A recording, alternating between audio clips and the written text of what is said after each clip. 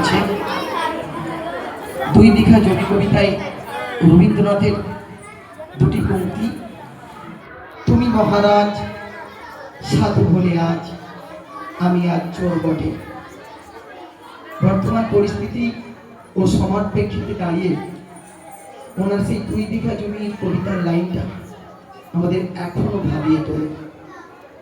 কিংবা রবীন্দ্রনাথ ঠাকুরের মৃত্যুঞ্জয় কবিতার লাইন কিংবা চম্পা কবিতার লাইন, প্রত্যেকটা ছত্রে ছত্রে আমাদের জীবন মরণ এবং প্রাত্যহিক জীবনের সঙ্গে উনি জড়িয়ে আছেন।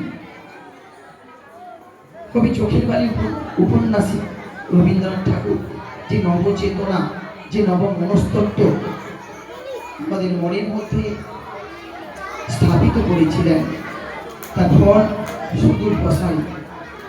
ওনার সম্পর্কে বলেই শেষ করা যাবে না। গত বছর আমার সৌভাগ্য হয়েছিল, আমি আমার কিছু ছাত্রছাত্রীকে নিয়ে জোড়াসাঁকোতে গিয়েছিলাম বসন্ত উৎসবের আগের দিন। সত্যি বলতে একটা আলাদা অনুভূতি। জোড়াসাঁকোর ঠাকুর পরিবারের আনাচে কানাচে কবি রবীন্দ্রনাথ ঠাকুরের শিক্ষা চেতনা আদর্শ ছড়িয়ে আছে। আমরা এই শিক্ষা ব্যবস্থার